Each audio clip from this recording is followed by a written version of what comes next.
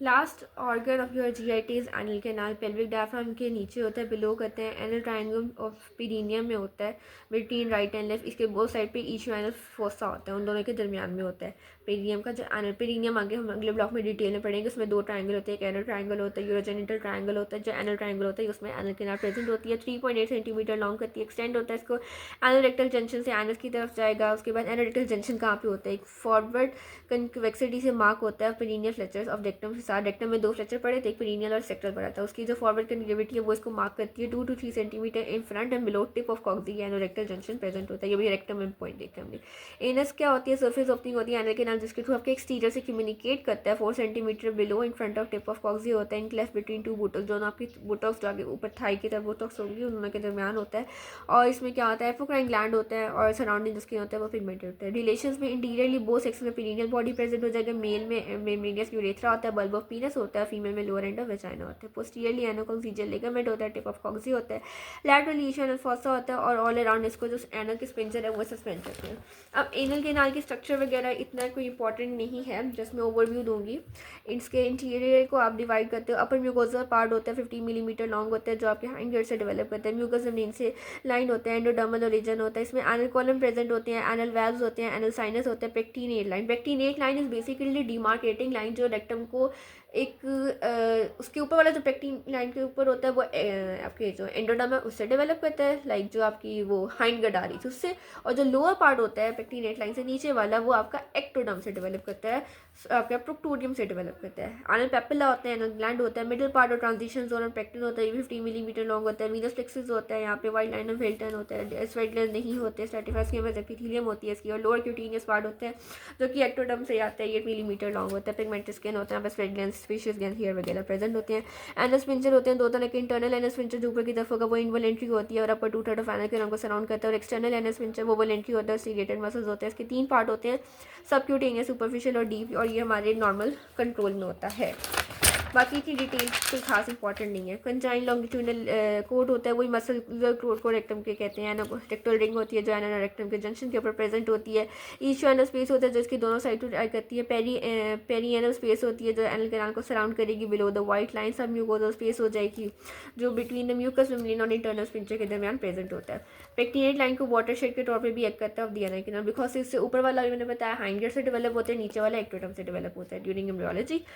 Arterial supply above the pectin superior rectal artery जो आपकी उसकी ब्रांच है इंफीरियर मेजेंटेरिक की, और below the pectin inferior rectal artery supply करेगी। लिम्फेटिक्स आ जाएंगे, अबव चले जाएंगे इंटरनल आइलिक और नीचे वाले media group of superficial inguinal nodes में नर्व सप्लाई अबव इसको सिंपैथेटिक करेगी inferior hypogastric plexus L1 L2 के थ्रू, और जो parasympathetic pelvis supplying S2 S3 S4 करेगी। पेन सेंसेशन इन दोनों में होती है। और बिलो द पेक्टिन सोमेटिक होती है जो inferior rectal S2 S3 S4 से सप्लाई करेगी, जो प्रूडेंटल नर्व की आपकी ब्रांच होती है। वीनस सप्लाई, तो इसकी वीनस सप्लाई इंपॉर्टेंट है बिकॉज आगे से क्लिनिकल एनॉमली होते हैं, पाइल्स होते हैं। एक हमारे पास होते हैं इंटरनल रेक्टल वीनस प्लेक्सेस होते हैं, इसको हिमोरॉइडल प्लेक्सेस भी कहते हैं, जो सब mucosa of the anal canal में होता है। ड्रेन करेगा मेनली सुपीरियर रेक्टल वेन के अंदर, लेकिन जो एक्सटर्नल प्लेक्सेस के साथ भी कम्युनिकेट करेगा मिडल इंफीरियर रेक्टल के साथ भी करेगा। ये पोस्ट तो सिस्टमिक एनास्टोमोसिस जो पोर्टल वेन हमने पढ़ा था वही इसके एक साइड भी होती है। अब यहाँ पे वेन एनल कॉलम के अंदर ना डिफरेंट लेवल्स के ऊपर प्रेजेंट होती है। उन्होंने ना क्लॉक के साथ रिप्रेजेंबल करके उसकी पोजीशन बता दी कि 3, 7, 11 ओ क्लॉक पोजीशंस पे होती हैं जोन्स की, होती सब पोजीशंस पे, लेकिन जो 3, 7 और 11 ओ क्लॉक की जो पोजीशंस बना रही होती हैं वेन्स, वो आपकी प्राइमरी पाइल्स की एक चीफ वेन्स होती हैं, यानी उन वेन्स के अंदर प्राइमरी पाइल्स के सबसे ज़्यादा चांसेस हैं कि वो हो सकते हैं। एक्सटर्नल वीनस प्लेक्सेस होते हैं जो outside the muscular coat of rectum और एनल कैनाल के होता है, कम्युनिकेट करेगा इंटरनल प्लेक्सेस ये वाला जो सा था उसके थ्रू और ड्रेन करेगा।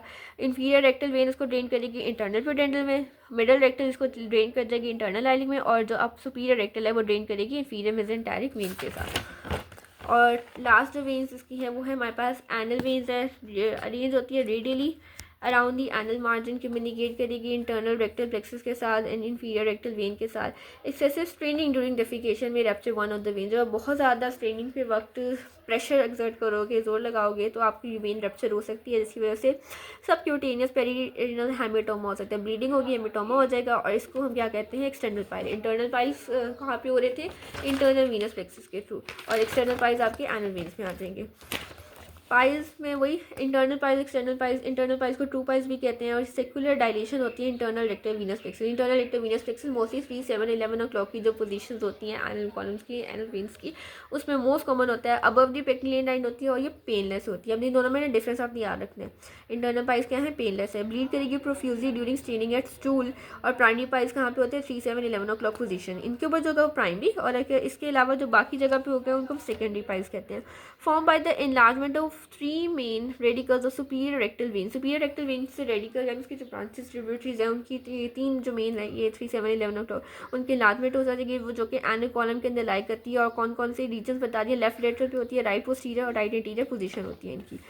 Varicosity is another position of limen, तो सेकेंडरी पाइल्स हो जाएंगे। कॉजेज क्या आ जाएंगे, इंटरनल पाइल्स होते क्यों है पाइल्स। सबसे पहले है poor support to veins from surrounding loose connective tissue, vein less capable of resisting increase BP. जब ब्लड बहुत प्रेशर से आया तो आपको उसके पास इतनी उसको कनेक्टिव टिश्यू सपोर्ट ही नहीं कर रहा, उसका आसपास का सब म्यूकोजा इतना स्ट्रॉन्ग ही नहीं है, उसको सपोर्ट ही नहीं कर रहा, जिसकी वजह से वो क्या होगी, फट सकती है और ब्लीडिंग करवा सकती है।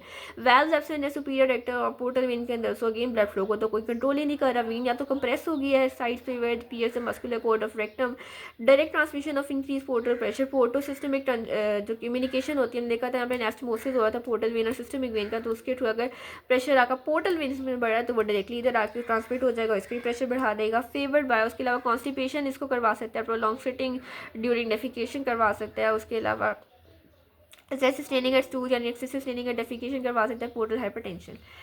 एक्सटर्नल पाइल्स क्या है, एक्सटर्नल पाइल्स को फॉल्स पाइल भी कहते हैं, इंटरनल पाइल्स को ट्रू पाइल्स कहते हैं। वो अब इंटरनल जो होते हैं वो अबव द पेक्टिनेट लाइन होते हैं, और जो एक्सटर्नल है वो बिलो द पेक्टिनेट लाइन है। एक्सटर्नल वेरी पेनफुल, बहुत पेनफुल होते हैं, जबकि इंटरनल पेन लेस थे।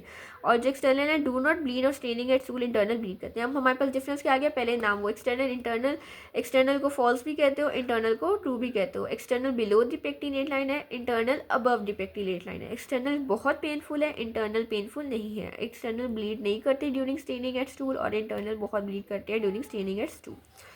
नेक्स्ट फिशर इन नैनो, इसमें क्या हो जाएगा, जब आपका कॉन्स्टिपेटेड पर्सन है उसका स्टूल अगेन ड्राई होगा, हार्ड सा होगा, तो जब वो पास करेगा तो वो एनल वॉल्व्स का क्या करवा सकता है, रप्चर करवा सकता है, उनको फाड़ सकता है। तो उसमें क्या होगा, हर जो वॉल्व होता है वो म्यूकस मेम्ब्रेन से लाइन होती है, अबव एंड स्किन से ऊपर उसकी म्यूकस मेम्ब्रेन होती है और नीचे उसकी स्किन होता है, और ये एक्सट्रीमली पेनफुल कंडीशन होता है associated with marks spasm of anal sphincter, anal sphincter spasm हो जाएगा उनका, इसको फिशर इन नैनो कहते हैं। और फिस्ट्यूला इन नैनो में क्या हो जाएगा, एबनॉर्मल एपिथेलाइज्ड ट्रैक कनेक्टिंग 2 कैविटीज और 1 कैविटी विद। इसमें क्या होता है, एक कैविटी को दूसरी कैविटी के दरमियान नॉर्मली वो कनेक्ट नहीं है, क्लोज ही है, अपना नॉर्मल है।